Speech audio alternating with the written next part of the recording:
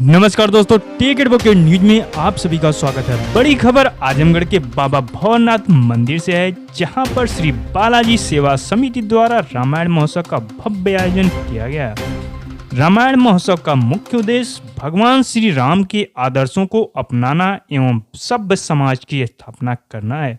इस अवसर पर साधु संतों का भव्य समागम देखने को मिला। मैं श्री बालाजी ट्रस्ट सेवा समिति का संस्थापक उमेश दास। आज रामायण महोत्सव किया जा रहा है, क्या उद्देश्य है इस महोत्सव का? रामायण महोत्सव का मेरा उद्देश्य विगत वर्षों से मैं लगातार इसे आयोजित कराता हूं अपने ट्रस्ट से। मेरा उद्देश्य सिर्फ एक है कि भगवान श्री रामचंद्र जी को हम लोग मानते हैं, सनातन धर्म के लोग, हिंदू धर्म के लोग खूब मानते हैं, उनकी पूजा पाठ करते हैं, घरों में उनकी आरती करते हैं। लेकिन उद्देश्य यही है कि क्या प्रभु श्री रामचंद्र जी को ही माना जाए कि प्रभु श्री रामचंद्र जी की माना जाए। प्रभु श्री रामचंद्र जी के चरित्र को अपने जीवन में उतारने का अगर हम लोग प्रयास करें और 20% अपने जीवन में उतारें तो हमारा जीवन कृतार्थ हो जाएगा।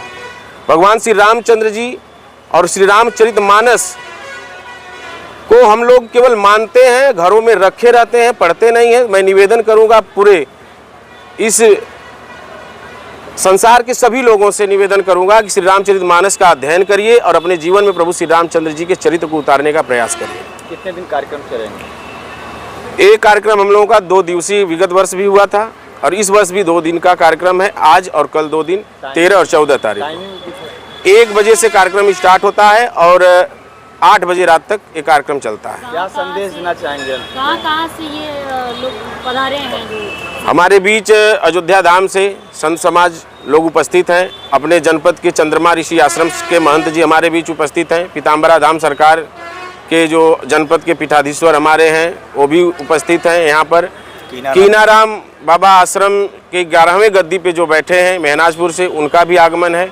चौकिया धाम शीतला धाम के जो महंत हैं उनका भी आगमन होना है। मार्कंडे महादेव जी के जो मुख्य पुजारी हैं उनका भी आगमन होना है। और कलाकारों में सुरेंद्र सुगम जी, राजन तिवारी जी, भदोही से, बनारस से, गोरखपुर से सभी कलाकार आकर हमारी प्रस्तुति भगवान श्री रामचंद्र जी के चरित्र पर देते हैं। क्या कहना चाहेंगे? समाज में ज़्यादा से ज़्यादा लोग आए हैं। समाज को मैं केवल इतना जोड़ना चाहूँगा श्री रामचंद्र जी से और अपने कार्यक्रम को लेकर कि मेरा एकमात्र उद्देश्य है कि भगवान श्री रामचंद्र जी के जीवन को अपने में उतारने का प्रयास करें। बस मेरा यही लक्ष्य है कि अपने जीवन में उतारें। और 3 चीज़ों से मेरा सबसे बड़ा उद्देश्य है। हमारे गुरुजी हैं, आप बागेश्वर धाम के पीठाधीश्वर आप परम पूज्य धीरेन्द्र शास्त्री जी। मेरा 3 उद्देश्य है कि अपने जीवन से एक मदिरापान का त्याग करें, एक अपने जीवन से मांसाहार का त्याग करें और इस समाज की जो बेटी बहन स्त्रियां हैं उन्हें अपनी बेटी बहन के रूप में देखें। जीवन आपका सुखमय होगा। ये मेरा राम जन्मभूमि तीर्थ क्षेत्र न्यास के जो अध्यक्ष श्री नृत्य गोपाल दास जी महाराज जी हैं, मैं उनका शिष्य हूँ। भागवत कृपा सेवा आश्रम श्री अयोध्या धाम से पधारा हूँ। आजमगढ़ रामायण महोत्सव, हाँ, आप आजमगढ़ पधारे हैं। जी क्या जी। कहना चाहेंगे? जो ये रामायण महोत्सव चल रहा है, ये वास्तव में रामायण भगवान जहाँ है वहाँ नित्य महोत्सव होता ही रहता है। महोत्सव होना भी चाहिए। और रामायण रामस्य अयनम गृहम सा रामायणम, जहाँ स्वयं भगवान विराजमान हो, भगवान श्री राम का जो घर है वही रामायण है। और हमारे भगवान जहाँ विराजमान होते हैं, जैसे जब हम घर बनाते हैं तो घर बनाने के बाद में उसका मुखिया उसमें विराजमान होता है। तो जब हम रामायण जी को अपने घर में स्थापित करते हैं तो इसका मतलब कि रामस्य अयनम गृहम रामायणम, हमारा घर ही अयोध्या है।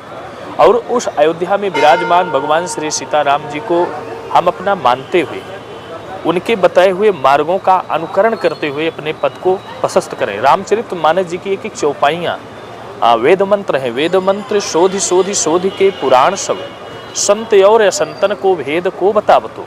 बाबा तुलसीदास जी महाराज यदि श्री रामचरितमानस जी का निरूपण प्रतिपादन न किए होते तो आज गांव में रहने वाला गंवई व्यक्ति भी मंगल भवन या मंगलहारी उमा सहित जही जपत पुरारी इत्यादि चौपाइयों का गायन पाठन न कर पाता, क्योंकि वेद क्लिष्ट है। संस्कृत के जो वांगमयी जो देववाणी है ये भी क्लिष्ट है।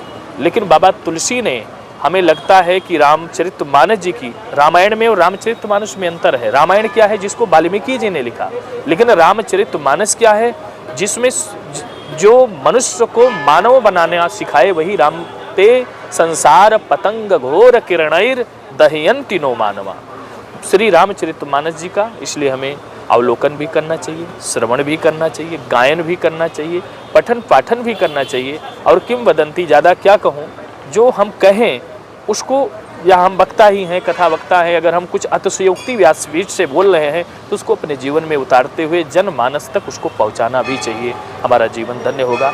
और हम उमेश सिंह राठौर जी को बहुत बहुत धन्यवाद देंगे कि इतना भव्य आयोजन आप कर रहे हो। हम लोग आपके साथ में हैं।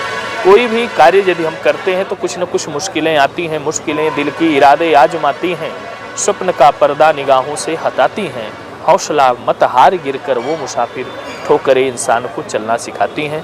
जीवन में कोई भी कार्य करो तो ठोकर लगता है, लेकिन हम जब यज्ञ की आहुति भी करते हैं तो कभी कभी हाथ भी जल जाता है, लेकिन हवन करने के बाद में पड़ोसी को भी उसका लाभ मिलता है। तो हमें लगता है कि जो ये रामायण महोत्सव आजमगढ़ में, जो आर्यमगढ़ है, यहाँ पर जो किया जा रहा है, इसका जो प्रचार प्रसार है देश में नहीं अपितु पूरे विश्व में होगा। और हमें लगता है कि रामायण महोत्सव एक दिन का नहीं, इसे 5 दिन 9 दिन और धीरे धीरे जनमानस का जैसे सहयोग मिले और अत्यधिक करते रहें और आगे बढ़ते रहें। बहुत बहुत धन्यवाद और इस टीम को बहुत बहुत मेरा आशीर्वाद। जय श्री सीताराम, श्री सीताराम, जय सिया राम।